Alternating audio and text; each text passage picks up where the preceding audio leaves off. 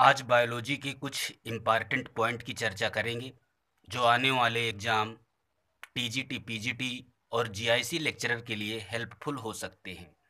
यहाँ पर सारे पॉइंट वाइज ये क्वेश्चन दिए हुए हैं।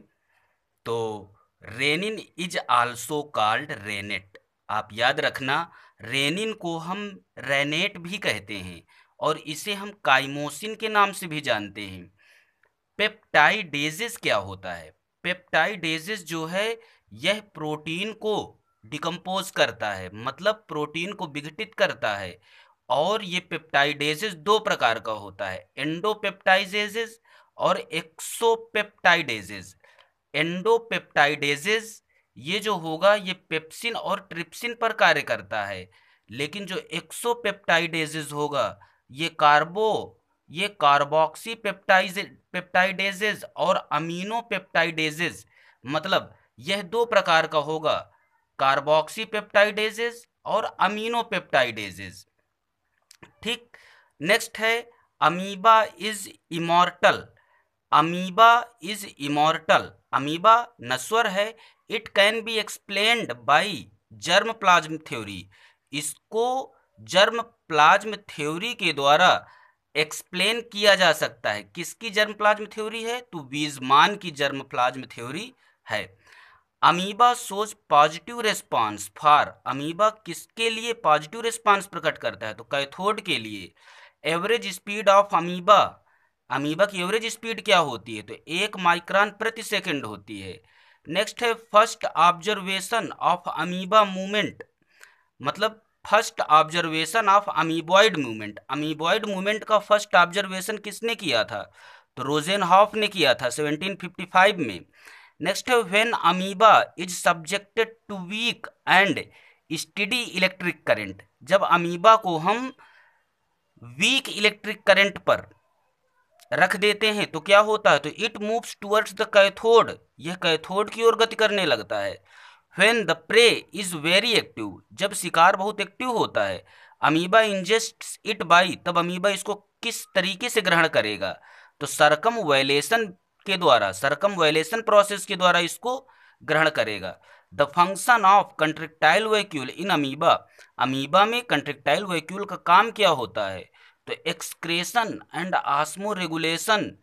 नेक्स्ट है रिवर्सिबल जेल साल ट्रांसफॉर्मेशन थ्योरी एडवोकेटेड बाई, तो इसको यागी एंड मार्सलैंड ने दिया था। रिवर्सिबल जेल साल ट्रांसफॉर्मेशन थ्योरी को किसने दिया था? यागी एंड मार्सलैंड ने दिया था। Nuclear DNA of amoeba, amoeba का जो न्यूक्लियर डीएनए है ये कैसा होता है? तो डबल हेलिक्स होता है।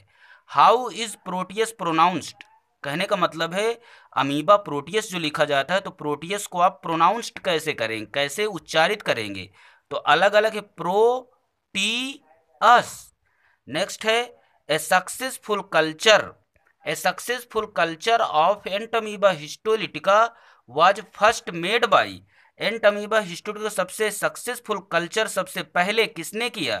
तो Boeck and Drbohlav, बोएक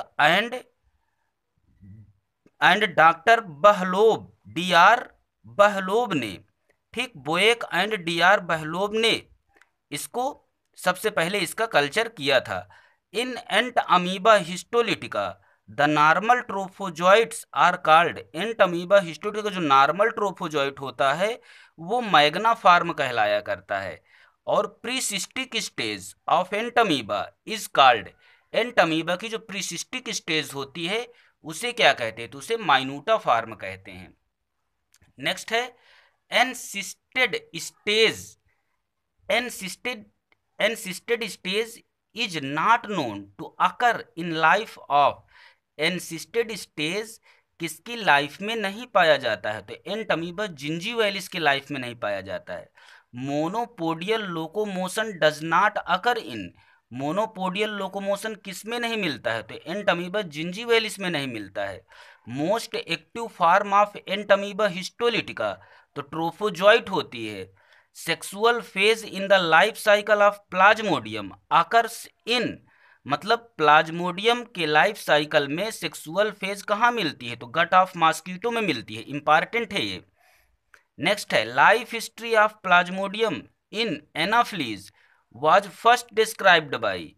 life history of Plasmodium in Anopheles, Plasmodium की लाइफ हिस्ट्री को एनाफ्लीज में किसने सबसे पहले डिस्क्राइब किया, तो ग्रासी ने डिस्क्राइब किया था।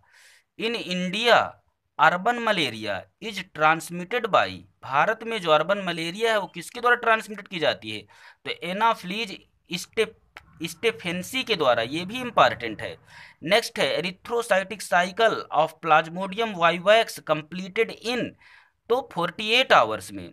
Name an amphibian which carries its young on its back, मतलब अपनी पीठ पर जो अपने यंग को लिए रहता है वो कौन एम्फीबियन है, तो वह है पाइपा, जिसको हम सूरीनाम टोड कहते हैं। Name an odd toed mammal, जो ओड टोड मैमल है वो कौन सा है, तो वो हार्स होता है, मतलब विषम अंगुली वाला। National zoological park is situated in India, India में नेशनल जूलॉजिकल पार्क कहाँ पर है, तो न्यू दिल्ली में है। कोएसरवेट्स क्या है, तो protobionts having polysaccharide plus protein plus H2O, ये भी इंपॉर्टेंट है। फिर है stings of honey bee and scorpion are the example of, मतलब हनी बी का डंक और स्कॉर्पियन का डंक काहे के एग्जाम्पल हैं, तो एनालॉगस का एग्जाम्पल है, ये भी इंपॉर्टेंट है। IUCN is now known as, IUCN को अब किस नाम से हम जानते हैं, तो इसको हम WCU के नाम से जानते हैं। हेड क्वार्टर ऑफ IUCN का हेडक्वार्टर कहाँ पर है, तो स्विट्जरलैंड पर है, ये इंपॉर्टेंट पॉइंट भी है। तो यहाँ पर जितने पॉइंट लिखे हुए हैं सब किसी न किसी एग्जाम पर आए हुए हैं, इनको आप देखिए और लाभ उठाइए।